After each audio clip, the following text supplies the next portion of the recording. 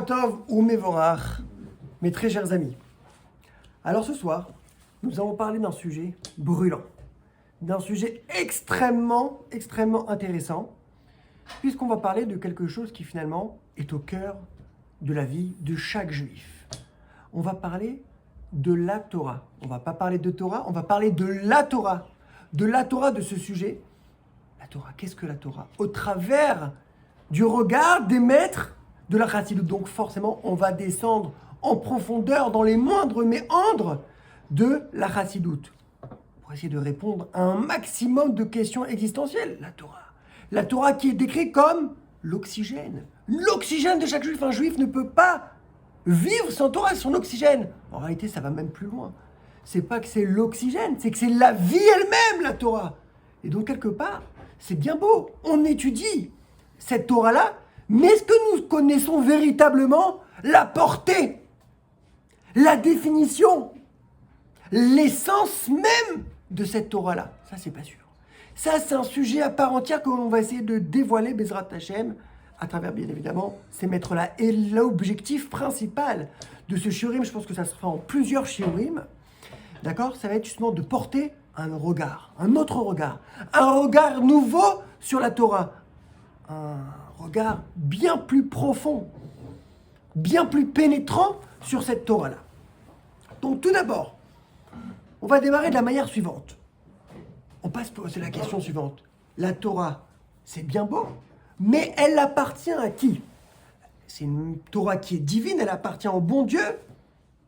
Elle est dans le monde, dans ce monde métaphysique, ou non?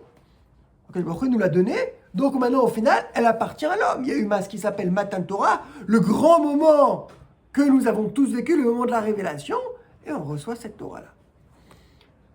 Et admettons qu'il nous l'a donnée, comme ce que nous avons bien appris, mais c'est curieux, puisque nous savons pertinemment que les Avot, Avraham, Israël et Yaakov, eux-mêmes étudiaient la Torah.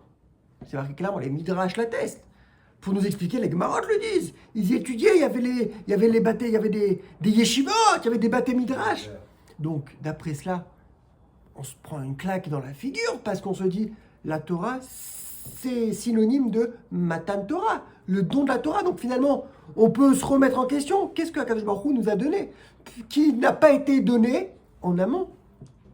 Autrement dit, au Havot. Qui a dit qu'il n'a pas donné avant, juste il a fait un tekes à Arsenal. Ah, donc c'est une manière de répondre. Donc, en réalité, tu es en train finalement d'enlever toute la puissance de ce moment. Normalement, si on en a fait une fête, c'est qu'on ne se limite pas. Tu peux, si tu veux, je t'invite à découvrir d'autres religions. Il y a ce qui s'appelle les rituels. On fait des rituels, on fait des fêtes.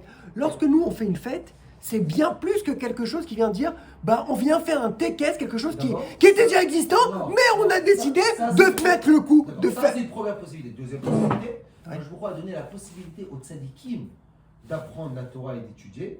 Et après, quand les Bnei Israël, quand on est arrivé à Matan Torah, c'est arrivé aussi. C'est arrivé. Toi, tu dis c'est pour. Ça a été offert, la Torah a été universalisée, elle a été donnée à l'ensemble du peuple juif. Mais d'après cela, c'est pas un don, c'est pas quelque chose qui est innovant, qui est révolutionnaire. Il y avait quelque chose qui était limité à une certaine élite.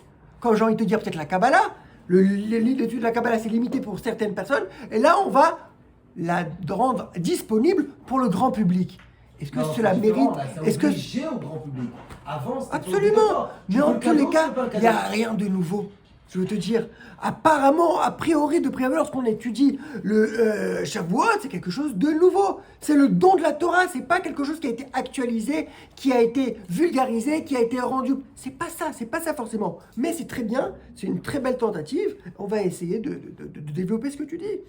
Et pour terminer, lorsqu'on rentre dans le contenu de la Torah, c'est vrai que les étudiants, on s'attendrait à... On se dit, la Torah, c'est la chose la plus profonde, la plus grande, la plus puissante.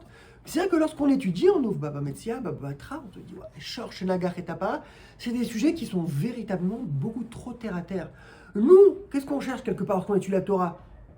Une expérience exceptionnelle, une expérience vers le divin. Et on est tout de suite raccroché à notre matérialité, à notre condition d'humain. Une vache qui a encorné un taureau, et combien il doit lui payer? Et si tu as volé? Et si tu n'as pas volé? Mais frère, c'est ce qu'on nous attend. Nous, on veut vivre une vie totalement spirituelle. Une vie transcendante où on n'a plus rien à voir. On a envie finalement de rentrer dans un rêve vertigineux. C'est ça qu'on souhaite lorsqu'on lit la Torah. Mais c'est la douche froide. Et c'est la réaction d'innombrables balais de cheval. Les balais de cheval, ils s'attendaient, lorsqu'on leur a dit, mais étudier la Torah, c'est quelque chose d'exceptionnel. Ils commencent, ils étudient le premier cours. C'est ça la Torah. Mais il y a quoi de fou? Il y a quoi de transcendant? C'est simple, c'est banal. C'est banal, c'est trop terre à terre. Où elle est la mystique? Où elle est la magie? C'est une très bonne question. Donc on va essayer de découvrir. Finalement, on va essayer de donner des définitions. C'est ça, ce que fait la Chassidoute, c'est donner des définitions, les définitions de l'essence de chaque chose. Lorsqu'on parle de Torah, on a une vision qui est superficielle, qui est en gros, qui peut être ambiguë. Le but de la Chassidoute, c'est de développer des concepts kabbalistiques les plus profonds, qui demandent déjà des prédispositions, des grandes connaissances, justement, de nous permettre d'accéder à ce genre de vision, pour que nous aussi, des gens simples, d'accord, des monsieur tout le monde, puissent comprendre des choses un petit peu profondes. Donc on va apporter le Rambam. Dans l'Agdama de son livre, Yad HaChazaka nous dit la chose suivante. Lorsqu'on va essayer de déterminer, de décrire qu'est-ce que la Torah, il dit Kol ha-mitzvot shenitnu lo le-Moshe Misraï bepirusha nitnu. L'ensemble, l'intégralité des mitzvot, elles ont été données de façon explicite chez Neymar. Ve'tina lechet lekluchot ha'even va-Torah va-mitzvot. Torah ve-mitzvot. Torah nous dit le Rambam, c'est Torah chez Birtav, c'est la Torah écrite, et mitzvot, on fait référence à la Torah chez Béalpé, à l'explication de la Torah chez Birtav. Ve'tzivanu la Torah al-pi ha-mitzvah, ou mizazo et anikret Torah chez Béalpé. En d'autres termes, le Rambam est en train de te dire, il n'y a aucun chidouche, il n'y a rien qui est nouveau. Tout ce qu'on va étudier, tout ce qu'on va développer, soit dans la Torah chez Birtav, soit dans la Torah chez Béalpé. Les marloktot, les divergences, tout ce qu'on va découvrir, chasse Bavli, chasse Yerushalmi, c'est des choses qui ont déjà été transmises et qui ont été seulement, soit ont été retrouvées, soit étudiées d'après les klalim, d'accord, pour essayer de refaire émerger ce qui existait déjà. Donc il n'y a rien de nouveau. Donc, si on doit résumer, la Torah, on peut la diviser en 3 parties totalement distinctes. La première chose, la Torah écrite. C'est une Torah qui est très floue, très nébuleux. On est dans le flou, on ne sait pas exactement ce qu'on doit faire. Lorsqu'on lit, on ne connaît pas les prescriptions, on n'a pas les détails. On a peut-être, quand on lit le journal, les Havdil, on a des grands titres. Bon, c'est pas forcément de quoi il s'agit. C'est ça. C'est exactement ça lorsqu'on étudie la Torah chez Birtav, on n'y comprend rien. Et si on s'y fie à 100% et qu'on se fie au texte même, sans l'interprétation, on ne comprend rien et on fait l'inverse de la Torah. Par exemple, la Tfilin. Les Totafot Ben Enecha. C'est quoi Totafot? C'est quoi Ben Enecha? Si ce n'est que Chazal avait été, Dorshim nous avait expliqué sur l'herméneutique, d'accord, de la Massorette, on n'aurait rien pu comprendre. Donc on a besoin de ça. Et c'est pour ça que lorsqu'on lit la Torah, la simple lecture est déjà effective et déjà bénéfique. Tu n'as pas besoin de comprendre, d'approfondir lorsque tu lis le Chumash. À tel point que même un Maharetz, lorsqu'il étudie la Torah chez Birtav, donc il comprend strictement rien, il lit c'est de l'hébreu, comme il pourrait lire du Zohar ou du chinois. Et bien malgré tout, il doit faire la Birkat Torah avant de lire. Pourquoi? Alors que Torah chez Béalpé, on sait que si tu ne comprends pas, c'est rien. Il n'y a aucun intérêt. Quelqu'un qui veut faire du Teilim avec de la Gemara, ça ne sert à rien. À tel point que tu ne peux même pas faire la Birkat Torah. Ça ne sert à rien de faire Birkat Torah. Tu peux, même avant les Birkat Torah, tu as envie de te faire de la Gemara, tu peux te lire de la Gemara si tu ne comprends rien. Pourquoi? Parce que c'est la résumé à rien. Parce que l'essence même de la Gemara, c'est la compréhension. La compréhension de soi d'un texte antérieur qui est le texte de la Torah chez Birtav. Ensuite, on a la Torah chez Béalpé de façon générale, de façon globale, qui est la Gemara dans laquelle on va nous apporter l'ensemble des avis. Les avis qui vont être retenus en fin de compte pour la Lara et les avis qui ne vont pas être retenus. On va faire l'ensemble. Et celui qui va vouloir faire comme un avis qui n'a pas été tranché, il va faire selon l'inverse de la Lara. Malgré tout, on a besoin d'étudier. Lorsque tu étudies, tu dois étudier l'ensemble. On n'est pas des gens de la Lara où on va se limiter à la Lara. Si la religion et le judaïsme prônaient ce genre d'expérience, à savoir d'étudier juste la Lara, on veut savoir comment on se conduit, on avait besoin d'écrire Shulchan Aruch, aurait suffi largement. Et pas de nous expliquer tous les développements, ce qui s'appelle le Shek Lavetariya dans la Gemara. Force est de constater que c'est très important d'étudier la source des choses. Et pour terminer, on a la troisième partie qui va être le chélek de la halacha. La halacha, la manière dont on va devoir procéder, on va devoir accomplir le culte, la Torah. Et c'est cela que nous dit Srazal dans Masechet Kiddushin, Le'aolam yeshalesh adam shenotav, shlish bamikra, shlish bamishnah, shlish betalmud. Alors il doit diviser son temps en trois temps. Il doit offrir, il doit s'organiser pour qu'il puisse avoir 3 zdarim.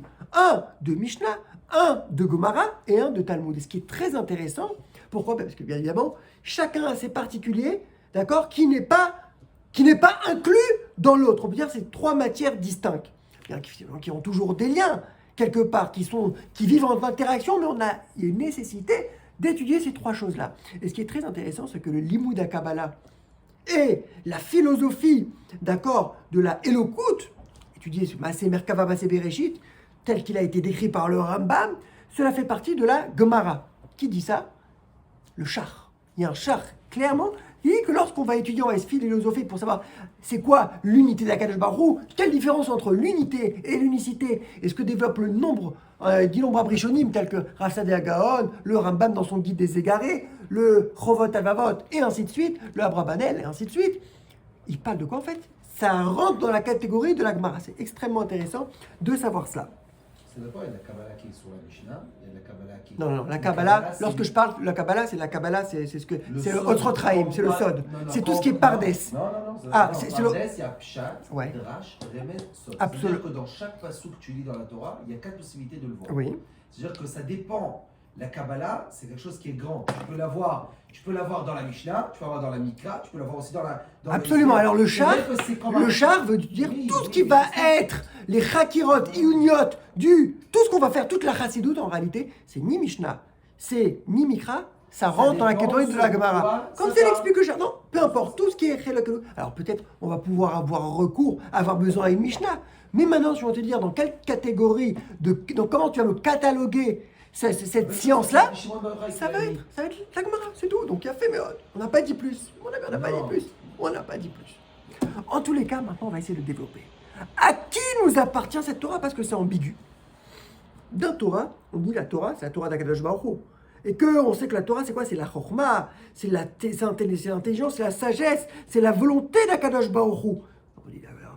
On ne peut pas distinguer Akadosh Baruch Hu de la Chokhmah, parce que là, comme nous dit le Rambam, Akadosh Baruch Hu, c'est la Chokhmah. Ça, c'est très très important de savoir. Il n'y a pas Akadosh Baruch Hu qui a une Chokhmah comme nous, il y a l'individu qui possède une Chokhmah, parce que Akadosh Baruch Hu, c'est la Chokhmah et c'est même la Torah. Et d'un autre côté, on nous dit, non, la Torah, elle nous a été offerte, elle a été donnée au Bnei Israël, Venatananu et Torato. C'était un cadeau. Donc, c'est un cadeau. Moi, lorsqu'on me donne des cadeaux, je me l'approprie, c'est à moi, et c'est plus à celui qui m'a offert ce cadeau-là.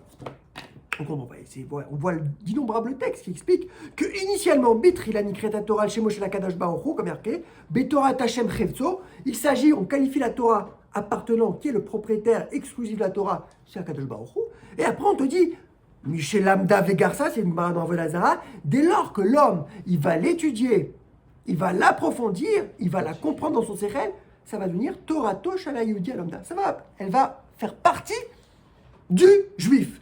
Donc on voit, il y a peut-être plusieurs périodes. Initialement, c'est Akadosh Baruch Hu, mais lorsque le juif l'étudie, peut-être quelque part, il peut se l'approprier. Mais si on considère cette chose-là, dès lors comment on va étudier, alors on va s'approprier cette Torah. Mais c'est extrêmement grave, parce que finalement, ça va être une déchéance totale. On va déchoir la valeur noble, la valeur intense, élevée de la Torah. On va se l'approprier.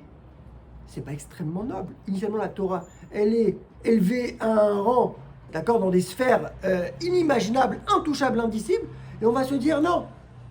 Maintenant, ça va appartenir à un petit clochard dans la rue.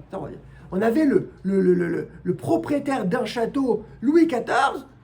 Lorsque tu dis cette adresse-là, c'est obligé d'appartenir à quelqu'un, un grand bourgeois, quelqu'un qui vit dans l'aristocratie. Maintenant, si on va dire non, le château va appartenir au clochard du coin, tu vas tout enlever, la puissance, la grandeur. Ce château, ça appartient à un clochard, donc tu enlèves toute la puissance, tu enlèves toute la grandeur. C'est ça finalement qu'on fait pour la Torah. Akadosh Baruch Hu nous a donné à des individus aussi petits que nous, aussi infimes que nous, on nous enlève toute la beauté, toute la grandeur de la Torah. C'est incompréhensible. Ce transfert, il n'est pas logique. Et ce sujet-là, qui en discute ? C'est tout simplement dans dans les Sfarim, ils expliquent. C'était le grand victoire, c'était le grand débat entre Akadosh Baruch Hu et les Malachim. Lorsque Akadosh Baruch Hu a dit aux Malachim a expliqué ce qu'il souhaitait faire, alors là, les Malachim ont retroussé leurs manches. Ça ne se passera pas comme ça. Qu'est-ce que tu veux faire? Tu vas donner la Torah à des humains faits de chair et de sang, remplis de ta vote, de pulsions, de ta vote. Quel intérêt? Maïnosh qui tisgereno bichal. Qui est l'homme pour que tu parles de lui? Il n'y a pas d'intérêt de parler de l'homme. L'homme, c'est rien du tout. Il n'a strictement rien à voir avec la Torah. Pourquoi? Et on expliquait à Shubachu. La Torah 964 Dorot, la Torah a précédé la création du monde. La Torah n'est pas venue avec, en concomitance ou après la création du monde. La Torah, c'est quelque chose qui existe déjà 974 générations. Et les commentateurs d'expliquer, c'est quoi 974? On ne parle pas de génération, on parle de dimension, on parle de niveau céleste, on parle de sphère, bien évidemment. Pourquoi on ne parlerait pas? Lorsqu'il y a marqué 964 générations, on parle de génération dans le temps. Pourquoi on ne pourrait pas admettre cette façon de voir les choses? Pourquoi? Pourquoi? Parce qu'il n'y avait pas des années de ça à Abraham Avinu. Non. Avant la création du monde, on pourrait très bien dire 974 générations avant la création du monde, la Torah existait déjà. Et naît la Torah, tout simplement, parce que quand tu dis non, c'est simple en vérité la réponse, les amis, c'est que le temps, c'est déjà une création. C'est quoi le modèle? C'est quoi qui va nous permettre, qui va être finalement la façon de voir les choses? C'est une notion qui a été créée. Le temps, ça n'existait pas initialement. Donc lorsqu'Akadosh Baruch Hu, lorsqu'il Malachim, il dit maintenant, Akadosh Baruch Hu, ta Torah, elle existait déjà depuis très longtemps, depuis 1974. On ne parle pas de temps, de génération. Ah, c'était pas la génération de ma grand-mère, de mon arrière-grand-mère, de mon arrière-arrière-grand-mère. Pas du tout. Puisque le temps, c'est une création. C'est quelque chose de nouveau. Ça n'a jamais existé. Donc lorsque maintenant tu vas entendre 274 générations, tu vas pas dans ta tête penser génération chronologique. Tu vas prendre à des dimensions. Donc, puisque c'est comme ça, là tu vois la différence, ce qui sépare l'homme de la Torah. C'est déjà de nous. On est plus shayar, on a plus un lien. La connexion elle est bien plus possible avec des malachim que nous. Et on voit exactement de cette manière-là que ça s'est exprimé de façon concrète, de façon tangible. Lorsque Moshe Rabbeinu, il a essayé d'étudier la Torah, on sait qu'il a eu de grandes difficultés. Il ne comprenait rien. Pendant 40 jours qu'il a étudié, impossible. L'homme, Mouf Mifrar Mina Enoshi, l'élite de l'humanité. Nézer Abria, l'apogée de la création. L'homme providentiel. Il n'a pas réussi à comprendre la Torah. Il ne comprenait pas. Il étudiait, il oubliait. Jusqu'à ce qu'au final, comment il a réussi à... Pourquoi il lui donne des matanas? C'est un cadeau. Donc, Moshe Rabbeinu, si on récapitule, il ne comprenait pas la Torah qu'Abraham, Yitzhak et Yaakov avaient compris. On n'a jamais entendu un texte qui nous dit non. Abraham, Yitzhak et Yaakov, il a eu des trous de mémoire, il a eu des difficultés dans son apprentissage de l'étude. On n'a jamais vu ça nulle part. Abraham, Yitzhak et Yaakov, ils maîtrisaient la Torah, ils la connaissaient la Torah. Ils n'ont pas rencontré, ils n'ont pas été heurtés par quelconque difficulté. Chose qu'on découvre, c'est que Moshe Rabbeinu ne comprenait rien à la Torah. C'est pour cela qu'en réalité, on est obligé de comprendre que c'était pas du tout la même Torah. Qu'est-ce qui distinguait la Torah des Avot, et c'est ça qui est exceptionnel, qu'est-ce qui distingue la Torah des Avot de la Torah de Moshe Rabbeinu? Que tout simplement, la Torah des Avot, c'était pas du tout la même. La Torah des Avot a été adaptée à la conscience, à l'esprit humain. Elle a été humanisée. Je ne sais pas si ça se dit, mais en tous les cas, elle a été humanisée. Elle a été adaptée. Elle a été dénaturée quelque part, si on peut dire. Je ne sais pas si dénaturée, c'est véritablement le vrai terme. En tous les cas, on n'était pas dans l'authenticité. Et c'est bien pour cela qu'ils étaient capables d'appréhender, de développer, d'étudier sans aucun problème. Alors, c'était une Torah à grandeur humaine. Alors que pour Moshe Rabbeinu, ce qui s'est passé, c'était totalement différent. La Torah qui a été donnée par Akadosh Baruch Hu, c'est une Torah authentique. C'était une Torah originelle, primaire. La première Torah, la véritable Torah, qu'on a expliqué où elle réside cette Torah-là, dans la sphère 974.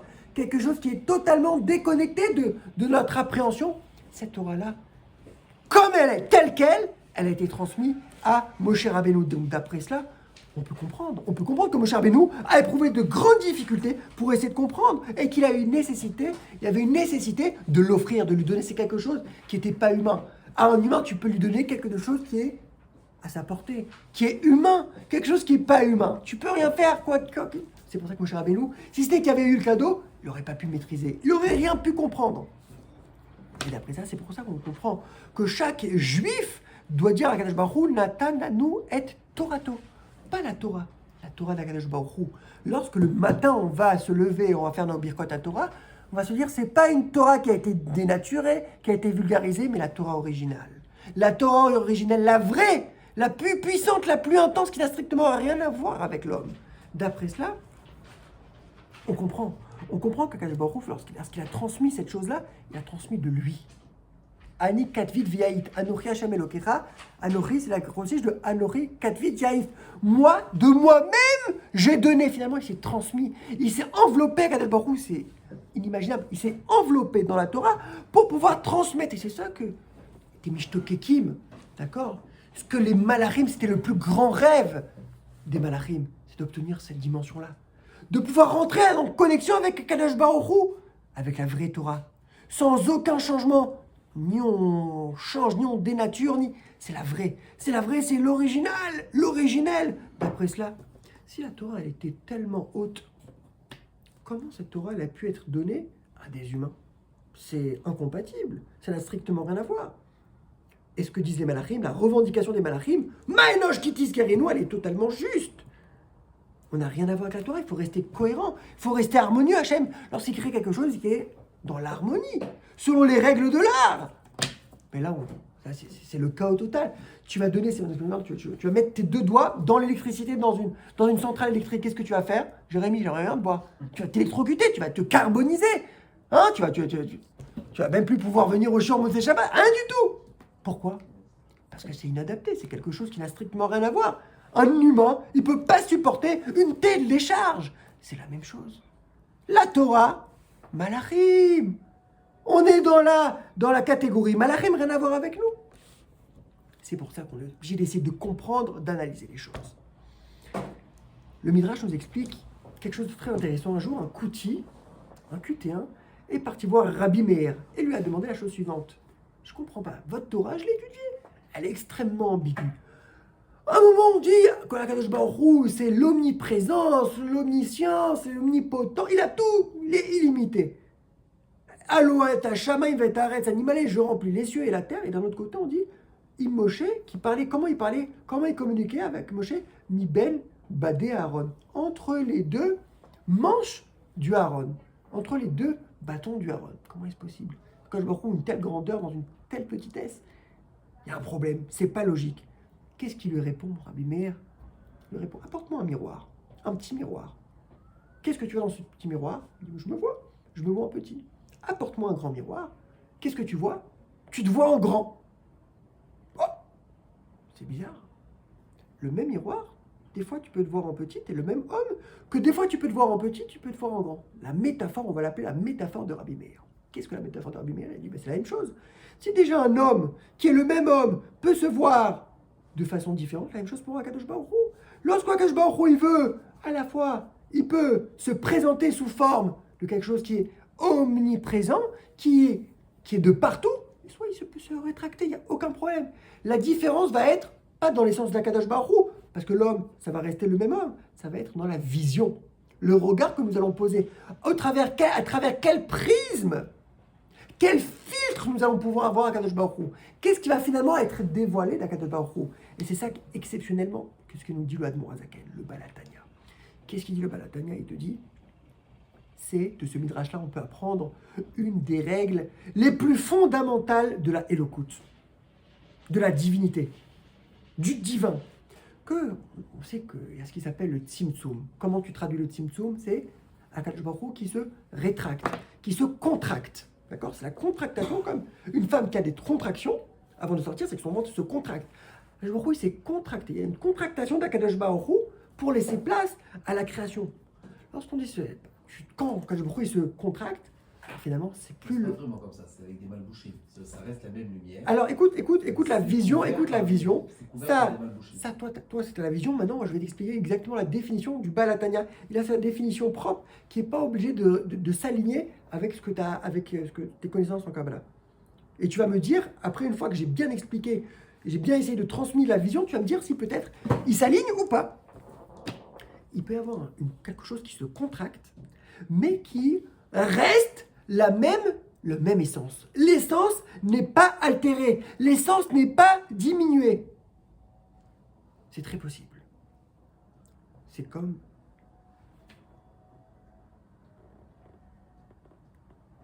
De quelle manière on peut voir? Dans la métaphore du miroir. Le miroir, on a expliqué quoi? L'homme, il peut à la fois apparaître petit, à la fois grand. Comment est-ce possible? L'homme, est-ce qu'il a changé? Non. L'homme, on a dit qu'il est resté le même. C'est la chose qui a été macrine, comment on peut dire. C'est la chose qui s'est exprimée, qui s'est matérialisée uniquement dans notre esprit qui change. Mais est-ce que la réalité, l'essence même change? L'essence d'Akadosh Baruch Hu ne peut pas changer. L'essence reste le même. C'est encore une fois la projection. C'est la projection, c'est le mot que je cherchais. La projection, de quelle manière Akadosh Baruch Hu il va se projeter? Est-ce que de façon contractée ou de façon décontractée? Exceptionnel jeu de mots. Et en fonction de cela, on peut voir, est-ce que des fois il va remplir tout le monde ou des fois il va justement se focaliser? Parce que nous, c'est vrai que lorsqu'on a une erreur, c'est lorsqu'on va penser lorsque quelque chose qui se contracte, et lorsque Akadosh Baruch Hu il se contracte, c'est finalement qu'en réalité, on perd de l'essence. On perd du vrai Akadosh Baruch Hu. Pourquoi? Parce qu'il se met à notre niveau. C'est une mise à niveau. Akadosh Baruch Hu va s'humaniser quelque part. C'est tout le concept de l'anthropomorphisme. Akadosh Baruch Hu, il prend va être imagé. Akadosh Baruch Hu, il a un bras, il a une bouche, c'est ce qui s'appelle l'anthropomorphisme. On va dire, mais comment on peut donner à Akadosh Baruch Hu une définition humaine avec des sensations humaines? C'est très bizarre. Ça, c'est une question philosophique extraordinaire qui est développée longuement dans le Guide des égarés du Rambam. En tous les cas, lorsqu'il y a un Rav qui va donner shiur à ses élèves, alors il va s'adapter à ses élèves. Ce qui veut dire qu'il va garder sa profondeur, sa puissance, et qu'est-ce qu'il va transmettre? Uniquement les éléments les plus superficiels. Il va vulgariser les idées les plus profondes qu'il connaît. Mais les élèves, ils n'ont pas le kéli nécessaire, ils n'ont pas les instruments nécessaires pour appréhender, pour recevoir tellement de chorma. C'est des gosses de 6 ans. Donc au final, il va adapter. Un cours pour les nuls. Voilà, ça va être une langue pour les nuls. C'est pas ça. C'est pas ça qui va se passer avec Akadosh Baruch Hu. Il y a un autre type de tzimtzum. C'est, comment on va l'appeler? C'est le Mu'at Amarzik et Ameroubé. Le Mu'at, c'est quelque chose, un Kéli qui, malgré qu'il va être petit, qui va être totalement limité, à savoir l'homme, un petit Kéli va pouvoir contenir quoi? L'illimité. Ça vous rappelle quoi? Les magiciens. On est déjà parti voir des tours de magie. Lorsqu'il nous ouvre sa fameuse valise, on voit qu'est-ce qu'il nous sort? Un lapin, un parapluie, et à la fin, il nous sort quoi? L'armoire. Cette image-là, gardez-la dans l'esprit. C'est la manière dont nous explique le Admour Azakani qui a été repris par tous les grands maîtres de la Chassidoute, Akadosh Baruch Hu. La manière dont Akadosh Baruch Hu a procédé avec nous. C'est ce qui veut dire, nous, entre humains, c'est quelque chose de tout petit, et il a réussi à faire émerger de quelque chose de tout petit, de faire rentrer à l'intérieur l'infini. La connexion entre la finitude avec l'infini. Comme ce qu'on a expliqué, ce magicien qui peut sortir 50 tonnes d'objets de sa petite valise. Comment il fait ça? C'est exactement ça. C'est un petit kéli qui peut englober. Parce qu'effectivement, lorsqu'on étudie la Torah, lorsqu'on essaie d'approfondir, on étudie la Gemara comme ce qu'on a expliqué, on voit qu'elle est totalement compréhensible, elle est audible. C'est des notions, c'est des concepts qui sont totalement standards. Voilà. Même les goïms, lorsqu'ils font leurs études de droit, les gens, c'est toujours les mêmes concepts. Shor Shenagach et Tapara, c'est toujours la même chose. C'est un taureau qui va encorner une vache. Et malgré cela, c'est quelque chose, c'est apparemment un sujet trivial, un sujet banal. Lorsqu'on étudie ça, c'est ça la Torah. On ne sent pas la puissance de la chose.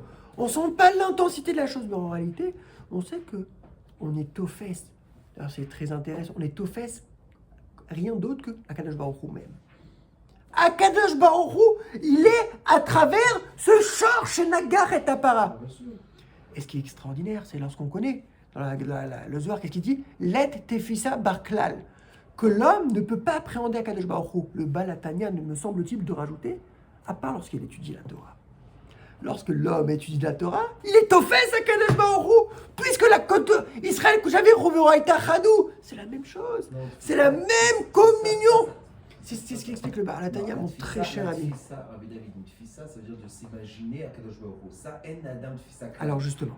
Quand j'étudie Shor Shenagar, il y a une tfissa dans la tfissa, mais lui, dans la tfissa, c'est dans l'imagination.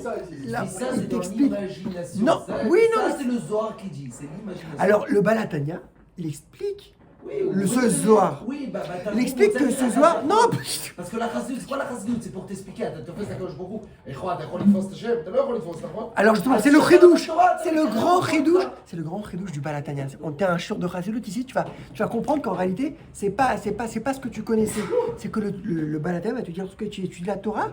Tu es tofes à Kadosh Baruch Hu, 100% t'es tofes. C'est pas qu'il est avec toi. On parle pas présentiel. T'as compris à Kadosh Baruch Hu. T'as été tofes. T'as appréhendé les choses les plus profondes avec les choses les plus. C'est ce qui vient nous expliquer la Chassidut. C'est ce qui vient justement nous changer tout ce qu'on croyait jusqu'à présent.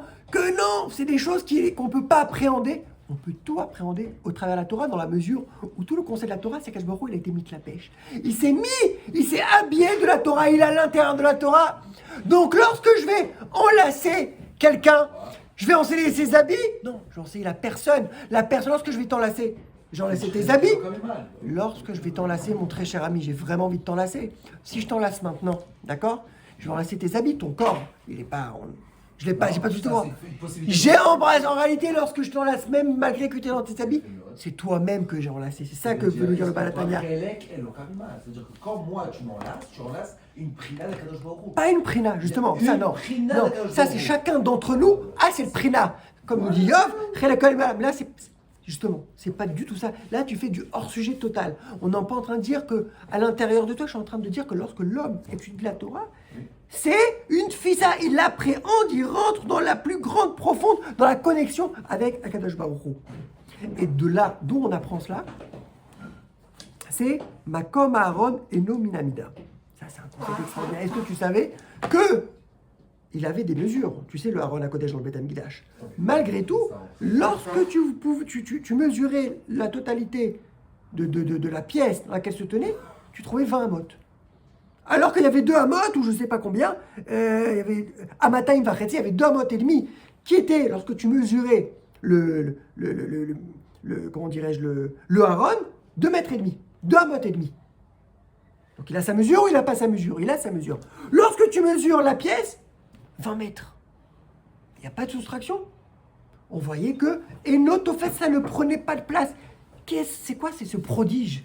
C'est quoi cette chose qui est totalement incompréhensible? Et là, on va comprendre la chose. On va comprendre un début de concept.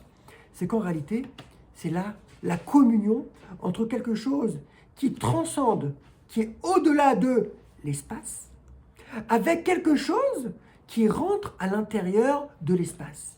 À savoir, le Aaron HaKodesh, c'est quelque chose qui transcendait l'espace et qui, malgré tout, garde son espace. L'humain, il devient fou, il te dit. Tu as une place, tu as une mesure ou tu n'as pas de mesure. Tu as une localisation ou tu n'as pas de localisation. En réalité, c'est deux. Il y a une tension entre ces deux notions-là. Et nous, on peut comprendre. Il y a quelque chose qui prend de la place, qui a une mesure. Il y a des choses qui est au-delà. On peut se l'imaginer, on peut le conceptualiser. Mais là, c'est encore bien plus.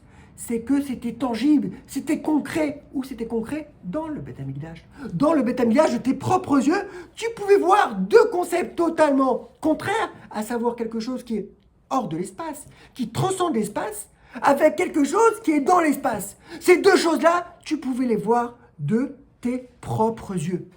Inimaginable. Inimaginable. Comment on peut arriver à un tel prodige? Comment on peut arriver à quelque chose qui est totalement inhumain? Alors en réalité, il faut nous parler de l'éléphant. C'est quoi l'histoire de l'éléphant? J'ai un éléphant, d'un côté, il pèse combien? 50 tonnes, je ne sais pas combien ça peut peser un éléphant. Et d'un autre côté, j'ai quoi? J'ai une petite aiguille, avec le petit orifice de l'aiguille, le chat de l'aiguille. Et maintenant, je vais vous demander, très chers amis, de faire rentrer cet éléphant à l'intérieur de l'aiguille. Et c'est possible. De quelle manière on va devoir procéder pour faire rentrer cet éléphant de 50 tonnes dans le chat d'une aiguille? Comment tu vas faire, mon ami? Allez, le Mekoubal, explique-nous. Comment on fait? Je le mets en liquide. Tu mets en liquide? Ouais, je le mets en liquide. Tu le liquides? Ah, Tu le liquéfies? liquide. Très très bien. Oh, Vas-y, oh. quelque chose de plus intelligent. Merde, c'est sûr que c'est bien qu'à trouver. Je mise la trompette. Non? Je sais pas, je langue mal avant. 3 options, Jérém, t'as rien? Aucune idée? Pour entrer, Trois. Tu piques. t'as 3 manières. Soit Kajbaourou ou nous-mêmes, on va devoir faire un miracle dans le chat, l'orifice d'une aiguille. On va devoir agrandir jusqu'à ce que on puisse faire rentrer l'éléphant à l'intérieur. Première possibilité. Sauf- Ce c'est les soracs balades, t'as ferraille d'aiguille. Hein, Alors, parce que autre chose, c'est pas un trou Soit d'aiguille. tu rapetisses l'éléphant, soit deuxième option, soit tu vas avoir un S, tu vas rapetisser l'éléphant. Tu vas faire un mini éléphant que tu vas acheter à l'un. Et là, on le fait rentrer. Et on le fait rentrer sans problème. Mais il y a la troisième possibilité, et ça c'est la possibilité la plus extraordinaire. C'est que l'éléphant tel quel va rentrer dans l'aiguille telle quelle. Alors, comment? Comment? C'est le NES. Ça va être le prodige qui va être largement au-dessus des deux premières possibilités là. Et ça, qui peut procéder ainsi? Uniquement Akadosh Baruch Hu. Akadosh Baruch Hu qui est dans l'illimité totale, lui est le seul qui peut faire résider deux contraires, faire rentrer quelque chose d'immensément grand dans quelque chose qui est immensément petit. Il n'y a que Akadosh Baruch Hu. Donc on ne fait pas un S en haut, on ne fait pas un S en bas, on fait résider les deux choses telles quelles. On se libère de toutes les limites spatio-temporelles. Il n'y a plus d'espace, il n'y a plus de temps, on est au-dessus de tout ça. C'est incroyable. Et c'est ce qui s'est passé dans le Haron. Le Haron, en réalité, ce qui s'est produit à l'Haron, cela vient dénoter l'essence même de la Torah. La Torah, elle n'a pas été changée, elle n'a pas été dénaturée. Le Haron, c'est le véritable Haron. C'est le Haron qui a cette dimension humaine, qui réside malgré tout, qui n'a pas, en vérité, c'est quelque chose qui est totalement ourani, parce qu'à la fois ce Haron, il a ses mesures, mais après lorsque on mesure toute la pièce, il n'y a plus de mesure. Alors, on ne comprend plus. Mais en réalité, c'est la même chose.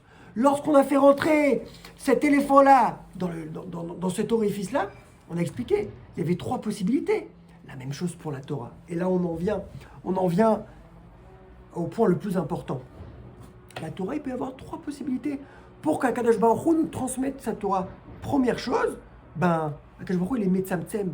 Il va vulgariser, il va adapter la Torah. Ça va être une adaptation de la Torah à l'homme. D'accord? On voit clairement le problème. C'est qu'on a quelque chose, un semblant, un ersatz qui s'appelle en français, un ersatz de Torah. Mais on n'a pas la véritable Torah. Deuxième possibilité, alors c'est nous. Akadosh Baruch Hu nous fait un S. Il nous change notre esprit. Il va nous offrir un esprit exceptionnel. Un esprit à laquelle on pourra faire abstraction de toute matérialité pour appréhender des notions qui sont totalement inimaginaires, intouchables, insondables, à savoir la Torah. La véritable Torah, la Torah qui est de 974 dimensions au-delà de l'homme, quelque part, ce va nous donner quelque chose qui est inhumain. Notre cerveau, nos capacités cognitives vont être décuplées. On va rentrer dans une abstraction totale. Deuxième possibilité. Une troisième possibilité, et c'est la possibilité qu'Akadosh Baruch Hu a utilisée, c'est d'être mechaber les deux. De faire la communion entre la Torah, qui va être la Torah originelle, dans le cerveau humain tel quel. On a l'éléphant tel quel, dans le châle d'une aiguille tel quel. On a la Torah telle quelle qui va résider dans notre petite tête. Deux choses qui sont totalement, diamétralement opposées. Donc là, ça c'est la première partie du shiur. C'est la première partie, on va Bezrat Hashem continuer à développer ce sujet, mais de là, on voit clairement que ce qu'on étudie, ça change tout. Demain, lorsqu'on va ouvrir un livre, chercher la Gachet Apara, on va voir autre chose. Alors on aura notre char, on aura notre pain, on aura nos vaches, mais il ne faudra pas perdre d'esprit l'éléphant. On va rajouter char, la para, l'éléphant. La magie de l'éléphant. Et l'aiguille aussi.